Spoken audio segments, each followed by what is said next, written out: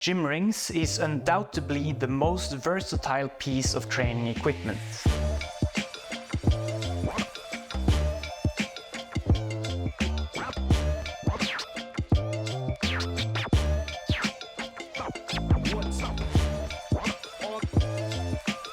Not just when we're talking about calisthenics and bodyweight training, I would say it's the most versatile piece of training equipment, period. There are literally hundreds of different exercises you can do with gymnastics rings, and it can be a little bit difficult, I guess, to decide which ones to use. And if you're not used to training bodyweight strength and calisthenics, it might even be difficult to find exercises that are measurable, easy to progress, and a set of exercises that hits every muscle in your body. So in this video, I will show you the 5 exercises that I personally think is the only exercises you actually need in order to hit and target every single muscle in your body. I will also show you how to make these exercises easier or more difficult depending on your level. So these exercises will be suitable from a total beginner standpoint as well as an advanced athlete. In fact, I use a lot of these exercises in my own programs. Alright, enough talking. Let's just get started. Now the first exercise we're going to talk about is the push-up. And the push-up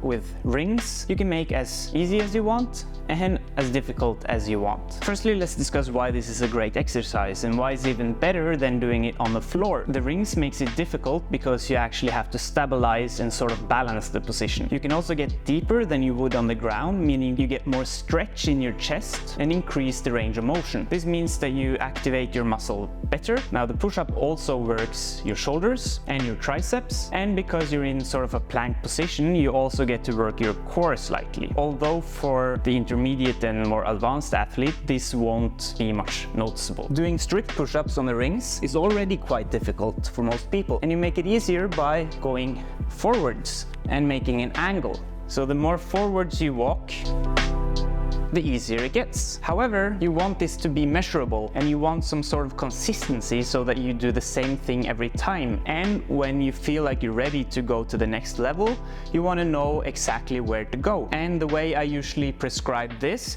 is by using a form of measurement that you always have with you, body parts. In this case, your feet. So using the center line as the base, it's important obviously to bring the rings. 1, 2, 3 foot lengths away, and that's a rather easy progression. If you walk towards the back again, it gets more difficult. So you can keep going until you're able to do the strict push-up on the rings. Now, what if you can already do something like 10 push-ups? Well, I guess it's time to make them more difficult. How would you do that? Well, there are 2 different ways you can do this. You can start working towards the one-arm push-up, or you can start working towards the handstand push-up. You could also do both. They do target slightly different muscle groups. The handstand push-ups targets more shoulders, while the one-arm push-up targets more of your chest and triceps. So in the case of the one-arm push-up, you would start off by going down to one side and up again, down to one other side and up again. And in this case, I usually call these nip to hand push-ups. You focus on bringing the working arm or the main arm or your nipple down to your thumb, basically. Now the next step would be to straighten the other arm while doing the same. You don't need to completely straighten it because that places a lot of pressure on your tendons and your elbows. You can if you want, but it's not necessary for this particular purpose. Now, these are called archer push-ups and they're already quite difficult and hard, but you can keep going by losing fingers on the assisting arm. When you start losing fingers is also when I would stop alternating within one set. So instead of doing right arm, left arm, right arm, left arm, I would start doing right arm first and left arm next. So in this case, I'm starting off with 3 fingers. Another point here is that now that we're using less and less force from the assisting arm, we need a wider stance in our push-up to keep balance. So wide stance, 3 fingers, down to nipple and up. Next step, you guessed it, 2 fingers. After that, 1 finger. And it's not really much you can assist with 1 finger. So once you can do a few reps of this, you will surely be able to do an unassisted one-arm push-up. And one-arm push-ups on the rings is quite difficult. Obviously, you could also work in the same sort of manner as you would the push-up. So you could make it easier by going forwards like this and use your feet as a measurement as of how difficult it is. Now, if you want to start working towards the handstand push-ups instead, I would simply start by doing pike push-ups first, like this. And the regular road towards the handstand push-up in terms of strength is getting your feet higher and higher and higher. And luckily we have rings to help us with this as well. So we don't need all of these different boxes of different heights and so on. And we start with the rings quite low, but it might actually be an idea to use the straps instead of the actual rings, depending on your shoes, I guess. But now that I'm barefoot, this will definitely be the easiest. Now, I wouldn't care too much about straightening your knees. They should be rather straight, but it's not supposed to be a flexibility exercise. So in this case, I would have a slight bend in my knees and not care too much about that. Now, obviously, as we get stronger, we elevate the rings or the straps. And you could even, instead of using 2 straps, it's actually enough with 1 and just cross the other one over like this. Important thing is to get your hips up and over your hands. And we go down and up.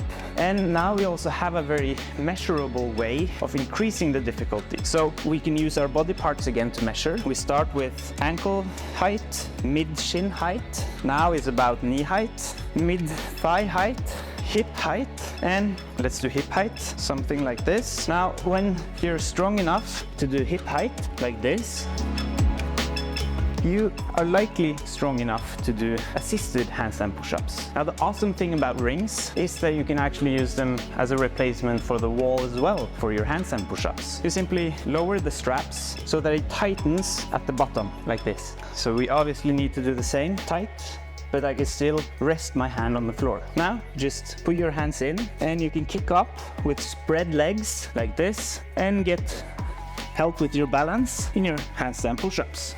And as you get more comfortable, as you get stronger, you could increase your range of motion by having blocks or something to do this on top of so that your head gets lower. And eventually you can do assisted ring handstand push-ups. Now, as your handstand push-up on the floor gets very strong, let's say 10 repetitions or so, you can start doing it by balancing on the rings, but still having support from your feet. This introduces some technical complexities, so it might take some time to get used to the balance part and the technique, but it's a great exercise. And you start by just barely having the rings off of the floor.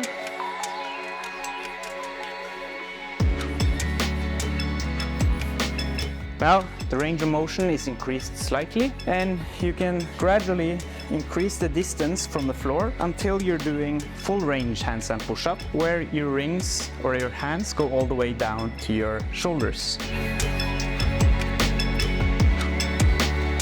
So that was the push-up part. Let's move on to the next exercise, shall we? The next exercise is the bodyweight rows. And here I recommend having the rings about hip height, something like this. Now, the bodyweight row on the ring looks like this.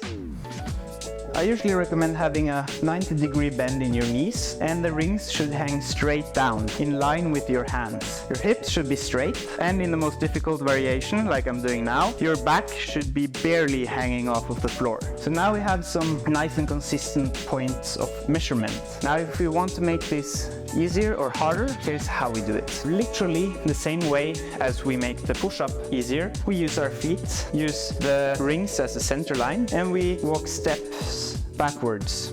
So let's say 2 steps now, or even 3 steps. Now here, it's okay to have straight legs, otherwise it would be quite awkward. But this is considerably easier. And as I walk forwards, 1 foot at a time, it gets more and more difficult. And at some point I will start walking in front of the center line. And now you can see I still have some angle with the floor for the straps and my arms, which makes it easier than the full variation here, which is your end goal. But you can make this more difficult as well. And here I recommend working towards the 1-arm row. So the 1-arm row looks like this, and the position is basically the same as the bodyweight row with 2 arms, only we have to stabilize a lot more. A lot of people, they start twisting a lot like this, which I don't recommend, mostly for the purpose of consistency. So I recommend having your shoulders in line at all time, and the way we build up to this is the same as with a 1-arm push-up. We start by going nipple up to thumb on one side and then the other. Don't care too much about the other arm at first. You should only have this one goal. And then, as we get comfortable and stronger in this, we start straightening the other arm. Now we're doing archer rows. Once this gets easy, we start losing fingers. So we do 3 fingers, right arm, right arm, right arm, right arm. And we do 2 fingers, and eventually 1 finger, which is not assisting too much. And once you can do quite a few repetitions of this is when you're ready to do the proper 1-arm row. So always same nipple up to same thumb. And we try to keep square with our shoulders and not go like this. Obviously, in this exercise as well, you could also use your feet as a means of making it easier and easier. And the lower you go, the more difficult it gets. Both of these versions are perfectly fine to use. I would personally tend towards the archer variation, but that's purely preference, I guess. Now, while we have the rings at this height, this is also the perfect height to learn dips. The ring dips are much more difficult than dips on a bar. They're also much more effective, I would say at least. You get this stabilizing effect where you really have to work with your pec minors as well, and your stabilizing muscles, your serratus anterior, these sort of rib cage muscles, which help depress your shoulders. And it's also a great way to get comfortable with the support position on rings. Support position meaning straight arms without your arms resting and with your arms turning outwards. Now, mind that this is optional. If you're training with rings purely to build muscle and strength, it's not really necessary to work on this. But if your goal is to get more advanced at ring-specific skills like back levers, planches eventually, I recommend doing this extra little movement at the top where you try to turn out the rings and really push your body up by pushing your shoulders down. Compared to dips on bars, they hit your chest much more. So the dip on rings is much more chest heavy than dips on your bars. Now, the way you would make dips easier or harder on rings, either by assisting with your feet, you can use the tip of your toes, for example, and your pain tolerance would decide how much assistance you get. You could do them negatively without assistance, assist with 1 foot up, and these are ways of doing it that works for sure. You just have to make sure that you squeeze out everything every time. However, it's much more consistent and measurable to use rubber bands or resistance bands. Now, resistance bands comes in a variety of thicknesses and widths. These particular ones are designed to work as a system. These are from Movement Made, my newly launched brand. But yeah, here you have 3 thicknesses and you can combine and match these, which works perfectly when you're trying to learn things like dips or pull-ups. So I recommend grabbing it like this. So your thumb is over, you turn your hand like this, and now you basically just grab the rings. Now you can put your knees inside and get help like this. Now, as you get stronger, you simply change to a skinnier band. And this one, for example, is 3 to 6 kilograms of help, depending on how much you stretch it. So let's say in this case, it would be something like 5 kilograms of help. So when I can do 5, 6, maybe 7 or 8 of these, I think I would be strong enough to do them without assistance at all. Now, if you're starting with a thicker band, step in between would obviously be combining these two, dropping this, using only this, and lastly this, before doing it without assistance. Now, if you want to make it harder, there are ways of doing this as well. One would be to go wider, obviously be to add weights. I do have a couple of small plates here. So this is about 7 kilos. You can also get creative and use partner-resisted dips.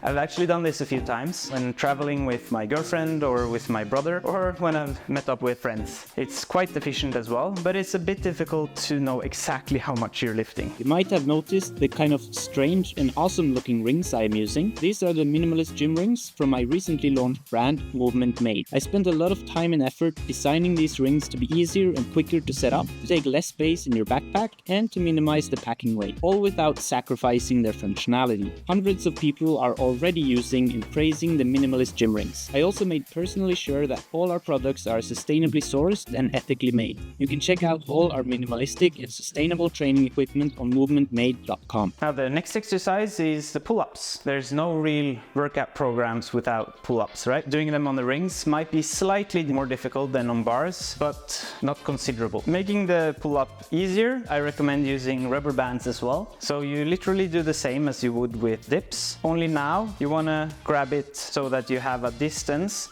that is about the distance of the rings. This will leave you a little bit more slack to put your knees in, so it's not super awkward to get into it. You grab it like this and you sort of jump your knee in. And now you can do your assisted pull-ups. On a bar you would usually wrap it around the bar. Sometimes you have bars to attach your rings to as well, so you can definitely do this. In this case, I actually do have an extra anchor point that I screw into the roof, specifically for the purpose of using rubber bands, but I guess most people won't have this set up.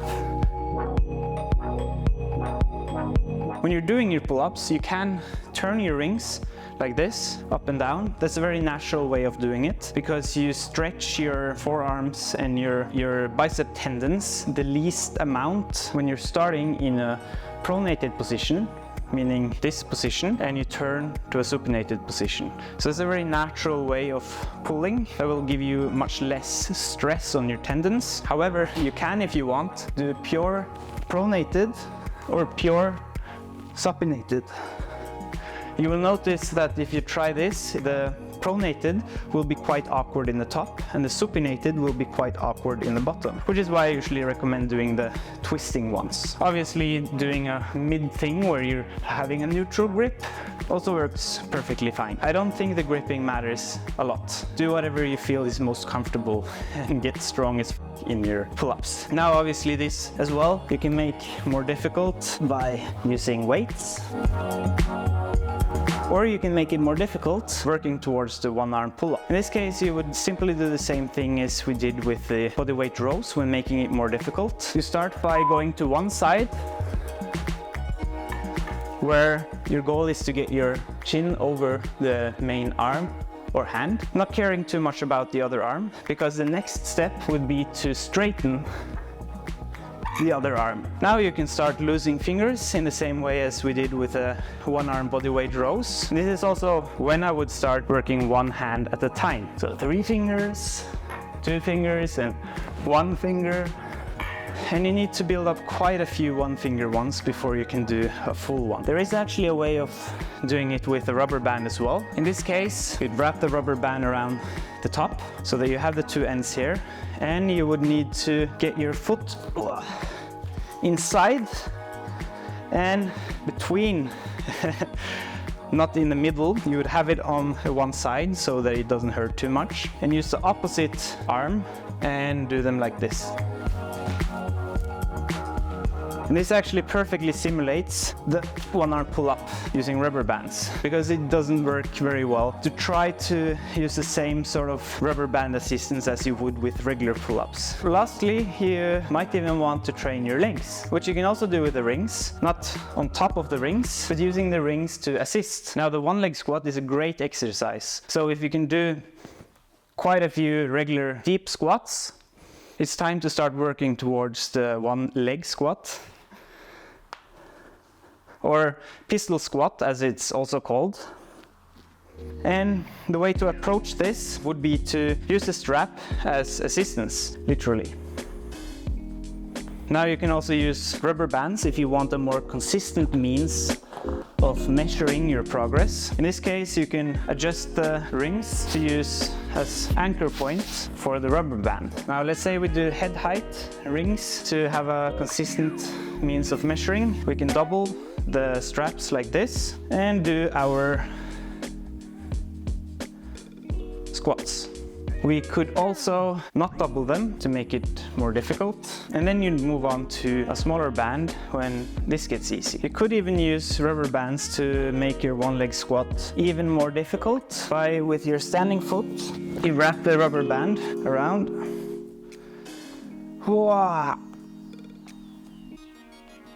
Obviously you're not using rings for this, but I just figured I'd mention a natural way to go beyond the one leg squat. Now there's one thing missing, and that's the backside of our legs. And the rings is actually a perfect tool for this as well. So you lay down, fold your hands behind your head for comfort, hips up, straight, and bend your knees. And now the further back you go, the more difficult it gets. Here you can also use your feet to measure the difficulty. So you can start with the rings as center line, walking feet backwards, let's say 2 feet backwards, which should already make it quite difficult. And we also always get our butt as close to our heel as possible. This is just for measuring purposes, just to stay consistent. We enter the position, and now with our butt or glute close to our heels, we can lift up our feet, place them on the rings, and boom!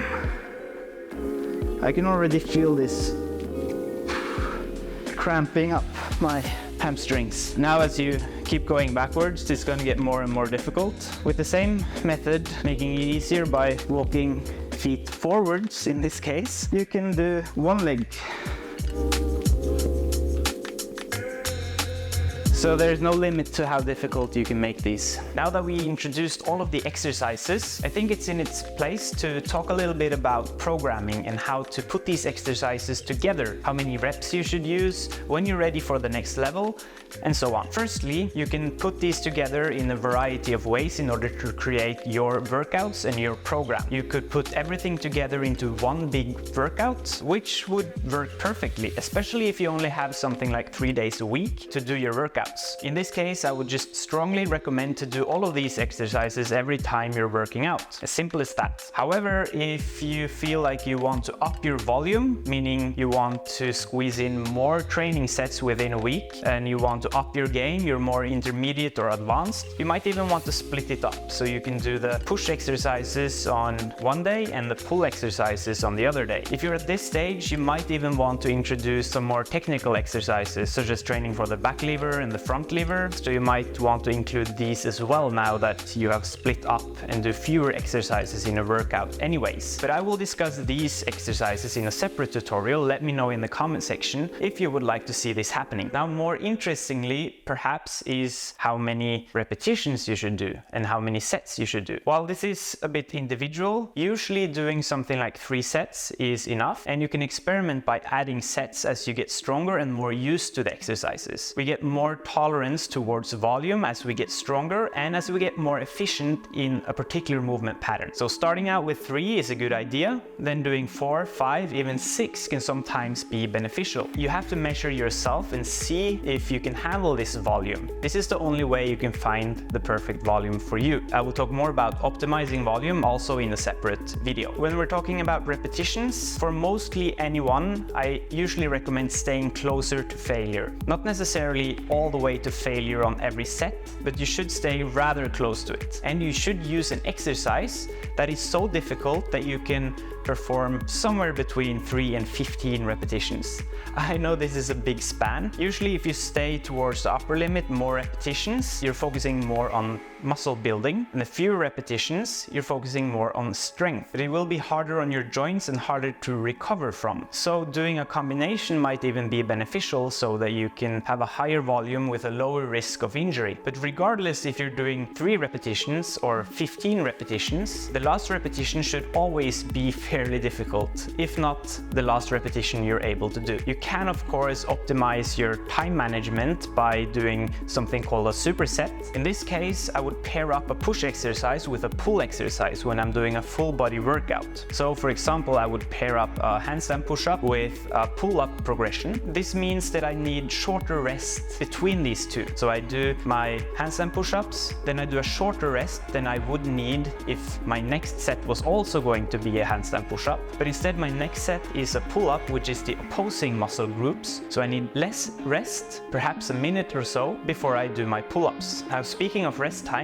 these are also quite individual. It's also something you can build up tolerance against, so you can actually practice to have shorter rests. But in general, I recommend people to rest as long as they need in order for their next set to be of as good quality as the previous set. I usually allow something like a repetition lost for every set. That's, at least to me, that's a fair trade-off. You should be able to perform close to as many repetitions as your previous set. If you can do this, then you know that you have rested long enough to get a high quality set. I will make another video where I actually do this workout more sort of as a follow along, so it's easier for you guys to get a sense of how such a workout would actually look like. So when this workout is ready, check out this video for a follow along. So thank you guys so much for watching, and I'll see you guys next time.